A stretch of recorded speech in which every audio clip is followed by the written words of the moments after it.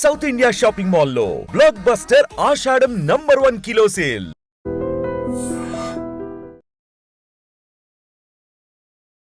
So జనరల్గా ఇది దగ్గు జలుబు జ్వరాల సీజన్. ఇట్లా వర్షాలు పడతానే అందరికీ జలుబులు అనేవి వేధిస్తూ ఉన్నాయి. దగ్గు ఓ పట్టాన తగ్గడం లేదు. ఇక ఇలా ఉందంటే ఏంటంటే తలంతా దిమ్ముగా ఇలా ఉంటుంది. సో దీనికి స్టీమ్ అనేది బాగా పనిచేస్తుందని డాక్టర్లు కూడా చెప్తూ ఉంటారు. ఆవిరి ఏ విధంగా పట్టాలి, మన పాతకాలంలో ఆవిరి ఏ విధంగా పట్టేవాళ్ళు, ఎటువంటి ఇంగ్రీడియంట్స్ వాడేవాళ్ళు, సో దీని గురించి వివరాలు తెలుసుకుందాం. మనతో పాటు ఉన్నారు ప్రముఖ vegetable therapist and sun spiritual society founder Vikramaditya Guruji గారు. గురూజీ నమస్తే అండి. సూర్యోస్మి తల్లి. గురువుగారు, ఇప్పుడు ఎన్ని మందులు వాడుతున్నా దగ్గు జలుబు జ్వరాలకి స్టీమ్ అయితే తీసుకోవాలని చెప్తూ ఉంటారు, డాక్టర్స్ కూడా చెప్తూ ఉంటారు. సాల్ట్ వాటర్ గార్గిలింగ్ చేయండి, స్టీమ్ తీసుకోండి అని. అయితే ఆవిరి పడడంలో చాలా తప్పులు చేస్తాం మనం. రకరకాల ఫ్లేవర్స్ అని వేసి ఆవిరి పడుతూ ఉంటాం. అలా కాకుండా మన పూర్వీకుల ఆవిరి అనేది ఏ విధంగా పట్టేవాళ్ళు, ఈ కఫం ఇదంతా పోవడానికి. కఫం వస్తే ఎందుకు తలంతా కూడా దిమ్ముగా ఉంటుంది? ఇప్పుడు మీరు నన్ను పరిచయం చేసిన దాంట్లో sun spiritual society founder, vegetable therapist. ఇప్పుడు యాన్సెంట్ వేదిక్ ఇండియన్ డైట్ అనే దాన్ని నేను అంటే ప్రమాణాలతో, అంటే ఇప్పుడు ఏదైనా ఒక డైట్ చెప్పితే, ఏదైనా ఒక విధానం చెప్తే దానికి ప్రమాణం ఏంటి? మనకి వేదమే ప్రమాణం. వేదంలో ఆరోగ్యానికి సంబంధించినటువంటి కొన్ని లక్షల శ్లోకాలు, సూత్రాలు, మంత్రాలు ఉన్నాయి. వాటిని అనుసంధిస్తూ తయారు చేయబడినటువంటి విధానం. అంటే ఇప్పుడు నేను సన్ స్పిరిచువల్ సొసైటీ ఫౌండర్తో పాటు Leo diet, living energetic organ dietitian. ఇది అంటే వేదం నుంచి ప్రమాణాలతో తీసుకున్నాం. ఇది అంటే ఇప్పుడున్నటువంటి పాశ్చాత్య పోకడలు, కీటో డైట్ అని, ఆ డైట్ ఈ డైట్, వాటికి ప్రమాణాలు ఉండవు. అంటే నాకేదో పని చేసింది కాబట్టి మీకు కూడా పని చేస్తుంది అన్నట్టుంది. కానీ అలా వేదం అలా చెప్పదు. నాకు పని చేసింది అంటే అందరికీ పనిచేసే విధంగా ఎలా ఉంటుంది అని తెలియజేసేదే వేదిక్ ద్వారా మనం తెలుసుకుందాం. ఇప్పుడు మనకి వేదంలో చెప్పబడింది నస్యకర్మ అంటారు. అంటే మనం ఏదైతే ముక్కు రంధ్రాల ద్వారా తీసుకునేటువంటి, మన శరీరంలో 7 హోతలు, సప్తహోత, 2 కళ్ళు రంధ్రాలు, 2 చెవులు, 2 ముక్కు రంధ్రాలు, 1 నోరు కలిపితే సప్తహోతలు. ఈ సప్తహోతలతోటి మనిషి తన జీవనాన్ని అద్భుతంగా ఆనందంగా జీవించగలుగుతాం. ఇందులో ఏ ఒక్కదానికి ఇబ్బంది కలిగినా మనం ఇబ్బంది పడుతూ ఉంటాం. మీరు అన్నారు ఇప్పుడు వర్షాకాలం, కానీ ఒరిజినల్గా మనం మాట్లాడుకుంటే వర్షాలు ఏం పడట్లా. మనం పర్యావరణాన్ని పాడు చేసాం. అలాగే వర్షాలు సకాలంలో ఎందుకు కురవట్లేదంటే మనం ప్రకృతిని పాడు చేసాం కాబట్టి వర్షాలు కురవట్లేదు. అలాగే ప్రకృతితో పాటు, పర్యావరణంతో పాటు మన శరీరాన్ని కూడా మనం వినాశకాలే విపరీత బుద్ధి అన్నట్టు వేళకాని వేళల్లో తినడం, తినకూడని పదార్థాలు విపరీతంగా తినడం, ఇది వైదిక విధానం ఒప్పుకోదు. సరే, ఓకే, తెలుసో తెలియకో ఒక పొరపాటు చేసావు, దాన్ని నువ్వు మార్చుకోవటానికి, బాగు చేసుకోవటానికి వేదంలో కొన్ని చెప్పబడి ఉన్నాయి. అందులో మనకు ప్రధానంగా మీరు అడిగినట్టు కఫం పడితే తల ఎందుకు దిమ్ముగా ఉంటుంది అంటే, మన శరీరం వాతము, పిత్తము, కఫము, వీటితోటే మనం జీవనాన్ని సాగిస్తున్నాం. ఇక్కడ నుంచి తల నుంచి ఇక్కడ వరకు మనకి కఫం నిండు ఉంటుంది. సహజంగా కఫంతోటే ఉండాలి. తర్వాత ఇక్కడ నుంచి నాభి వరకు, నాభి కింద వరకు కూడా పిత్తంతో నడుస్తూ ఉంటుంది సైకిల్. కాళ్ళకి వాతం, ఇవి 3. అంటే ఇక్కడ కఫం ఒక్కటే ఉండదు, కఫంతో పాటు పిత్తము, వాతం కూడా ఉంటుంది. ఇక్కడ పిత్తంతో పాటు పిత్తం అధికంగా ఉంటుంది, కఫము, వాతం కూడా ఉంటుంది. కింద వాతం ఉంటుంది, వాతంతో పాటు మనకి పిత్తము, కఫం, అంటే అవి బ్యాలెన్స్డ్. ఆయా ఆర్గాన్స్ పనిచేయడానికి కావాల్సినటువంటి బ్యాలెన్స్, ఋతువులు, మనం తీసుకుంటున్న ఆహారం, మన జీవన విధానం మీద ఆధారపడి మారుతూ ఉంటాయి. ఇప్పుడు అలా కాకుండా కేవలం ఒకే జీవన విధానంలో ఉన్నాం. తినడం అవసరం, బ్రతకడం కోసం తినాలి. కానీ ఇప్పుడు అంతా కూడా తినడం కోసమే బ్రతుకుతున్నాం అన్నట్టుగా ఉంది. మనం పాడవుతూ మన చుట్టూ ఉండే పర్యావరణాన్ని కూడా పాడు చేస్తున్నాం. కాబట్టి ఈ సమస్యలు మీరు అన్నట్టు కఫం అధికమవుతుంది. కఫం ఎందుకు అధికమవుతుంది అంటే, మనం తినే ఆహారంలో మనకి లెక్కపత్రం లేదు, సమయం. ఇప్పుడు జలుబులు వచ్చేది వాతావరణం మారినందుకు కాదు. వాతావరణం ఎక్కడ మారిందేమో, వర్షాలు ఎక్కడ పడుతున్నాయి, వర్షాలు పడట్లా. వర్షాకాలంలో కూడా ఎండలు తీవ్రంగానే కాస్తున్నాయి. అంటే ఆయా ఋతువులలో రావలసినటువంటి ఋతువులు రాకపోతే ప్రకృతి ఎలా అయితే ఇబ్బంది పడుతుందో, మన శరీరంలో కూడా ఆ ఇబ్బంది. ఇప్పుడు మనకి ఆ తేమ కావాలి, దొరకట్లేదు. అందుకని శరీరం తేమను తెచ్చుకోవడానికి ప్రయత్నం చేస్తుంది. కఫాన్ని ఆ ఆహారంలో ఏమన్నా కఫంకి సంబంధించి, అంటే కఫం చెడిపోతుంది. మన శరీరంలో వాతం, పిత్తం, కఫాలు 3 బ్యాలెన్స్డ్గా ఉంటాయి. అవి చెడిపోతే మనకి అనారోగ్యాలు వస్తాయి. చెడిపోయింది అయితే తక్కువ ఉంటుంది, లేకపోతే ఎక్కువ ఉంటుంది. ఎక్కువ ఉన్నది మురిగిపోతుంది. అది మనం జలుబు రూపంలోనూ మనం దగ్గినప్పుడు ఫ్లమ్ రూపంలోనూ బయటికి ఎలిమినేట్ చేస్తుంది. శరీరానికి ఒక స్పృహ ఉంది, అది పాడైపోతుంది. ఆ పాడైపోయిందన్న దానిని బాగు చేసుకోవడానికి మనకి వేప, దాంట్లో ఉన్నటువంటి వ్యాధి నిరోధక శక్తి, యాంటీ క్యాన్సర్ ప్రాపర్టీస్ అనొచ్చు. వేపాకు మనం దీన్ని ప్రథమంగా మాట్లాడుతూ ఉంటాం. అంటే ఆవిరి పట్టడానికి వేపాకు, అంటే ఇప్పుడు మనం ఉన్న దాంట్లో నస్యకర్మ చేయడానికి ప్రధానంగా వాడే దాంట్లో వేపని వాడుతూ ఉంటాం. పూర్వం ఏం చేసేవారంటే కఫం ఎక్కువగా ఉన్నప్పుడు వేప పుల్లతో పళ్ళు తోమేవారు. ఇప్పుడు వేప పుల్ల అంటే చేదు అనేది లేదు. మీ పేస్ట్లో ఉప్పు ఉందా పంచదార ఉందా అంటున్నారు తప్ప వేప ఉందా అనే మాట మాట్లాడలేదు. వేపాకుతో అంటే పూర్వం వేపని నిత్య జీవన విధానంలో దంతధావనానికి ఉపయోగించేవారు. అంటే కేవలం ఏదో పళ్ళుని శుభ్రపరచుకోవడం కోసం కాదు, మన శరీరంలో నోరు చాలా ప్రథంగమంగా ఉపయోగించేటువంటి అవయవం.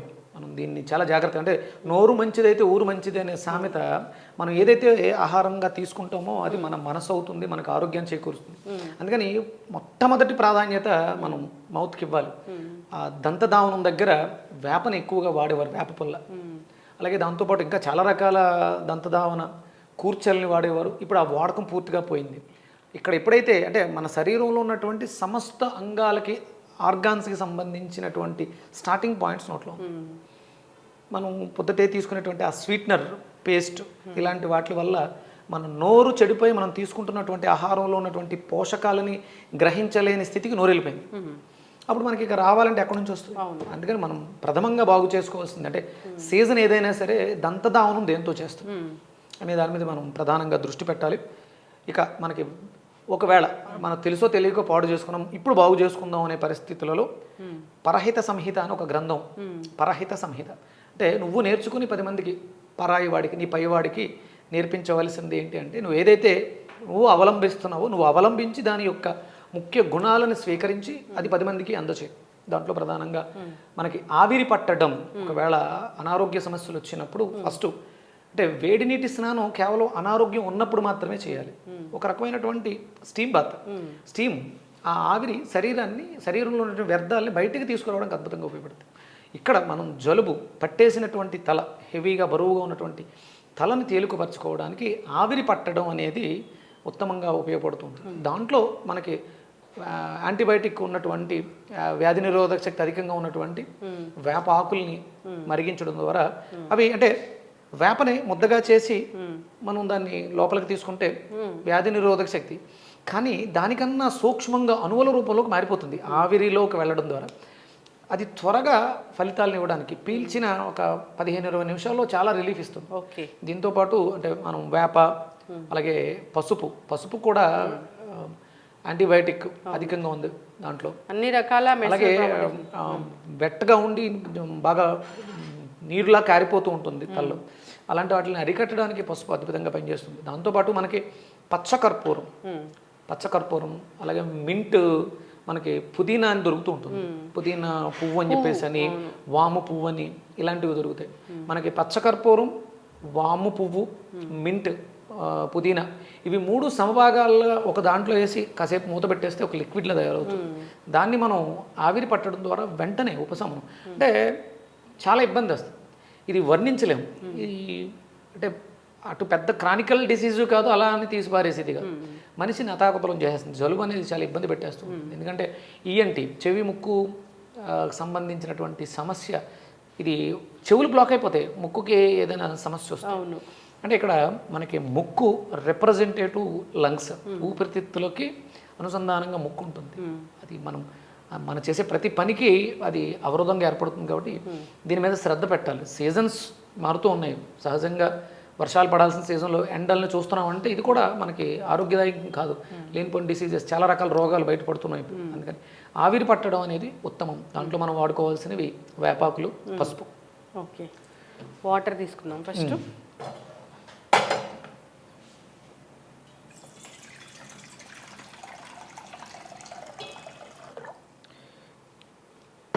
ఈ దంతధావనాన్ని ప్రధానంగా తీసుకుని మన సన్ స్పిరిచువల్ సొసైటీ నుంచి అగస్త్య దంతరక్ష చూర్ణం. ఓకే, అప్పుడు మన పూర్వీకులు ఎలా చెప్పారు? Ancient Vedic Indian tooth powder, పళ్ళ పొడి. సో అలాగే అంటే మరి ఇంట్లో కూడా ఈ వేపాకులతోటి, అలాగే ఉత్తరేణి ఆకులు, కరక్కాయ మనం ఇంతకు ముందు చేసాం, అది వాడి మనం ఇంతకు ముందు చేసి చూపించాం. పళ్ళపొడి ఎలా తయారు చేసుకోవాలి, అది బాగా వాడి దాన్ని రిజల్ట్స్ చూసి చాలా అద్భుతంగా చెప్పడం జరిగింది. దాన్ని ఇప్పుడు ప్రేరణగానే మనం ఇది అన్ని రకాల హెర్బ్స్ ఉన్నాయా? అన్ని రకాల హెర్బ్స్ ఉన్నాయమ్మా. మీకు లవంగాలు, దాల్చిన చెక్క ఇవన్నీ కూడా ఉంటాయి.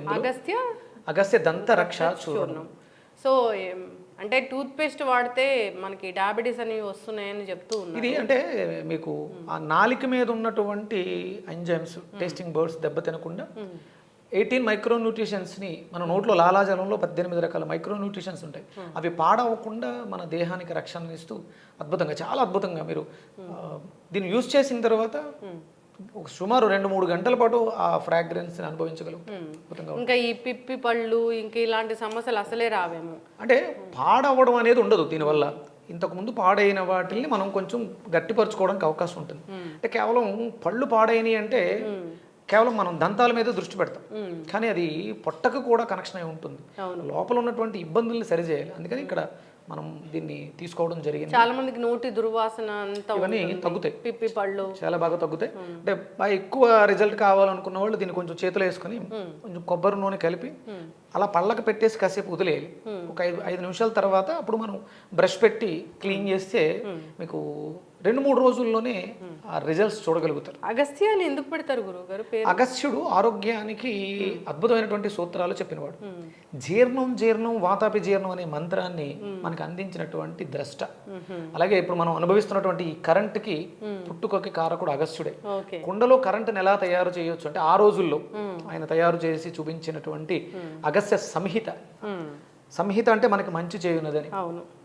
సో ఇది దంతరక్ష చూర్ణం దంతాలు రక్షిస్తుంది. నోటిలో ఉన్న క్యావిటీస్ ఇట్లన్నిటికి పోవడమే కాదు, మంచిగా నోటి హెల్త్ కి, ఓరల్ హెల్త్ మీరు డైరెక్ట్ గా తీసుకోవచ్చు. ఓరల్ హెల్త్ కి డైలీ 2 టైమ్స్ తీసుకోవడం వల్ల ఆరోగ్యకరమైనటువంటి దంతాలను పొందగలుగుతారు. ఖచ్చితంగా గురువు గారు. సో మనం రకరకాల టూత్ పేస్ట్లో వాటిలో అది ఉందా ఇది ఉందా వాటిని వెతుక్కునే బదులు ఇలాంటివి మన ప్రాచీనులు ఎప్పటి నుంచో చెప్పిన ప్రాచీన గ్రంథాల్లోంచి చేసినాయి కాబట్టి ancient Vedic Indian products. So మనం ఆవిరి గురించి మాట్లాడుతున్నామా? ఆవిరి కొంచెం నీళ్ళు బాగా మొరగట్టాలమ్మా, ఆవిరి పైకి వచ్చేలా చూసుకొని. సో గురూజీ ఫస్ట్ వేపాకులు అంటే నూరు వేయొద్దు కదా, జస్ట్ అంటే మరీ ఎక్కువ నూరేస్తే ఘాటు ఎక్కువగా ఉంటుందమ్మా. కొంచెం మనం నలిపేసినా కూడా బాగుంటుంది. కొన్ని నెలగా కొంచెం చిన్న చిన్న ముక్కల కింద చిరిపి, అంటే మరీ ఎక్కువ పేస్ట్లా కాకుండా ఇలా చిన్న చిన్న ముక్కలు వేసుకుంటే సరిపోతుంది. పసుపు వేస్తామా దాంట్లో? కొంచెం పసుపు ఎంతైనా వేయచ్చు, సరిపోతుంది. సరిపోతుంది. అలాగే మనం ఇంట్లో తయారు చేసుకున్నటువంటి పచ్చకర్పూరము, పుదీనా, వాము పువ్వు, ఈ 3 కలిపి ఒక సీసాలో వేస్తే లిక్విడ్ తయారవుతుంది. ఆ లిక్విడ్ అంటే నేను రెగ్యులర్గా మింట్ వాడుతుంటాను, పెప్పర్ మింట్. దీని ఒక 2 డ్రాప్స్ వేస్తే, మింట్ డ్రాప్స్ అంతే. ఓకే, దగ్గరకు వచ్చి లైట్గా ఆవిరి పట్టండి, మీకు తెలుస్తుంది.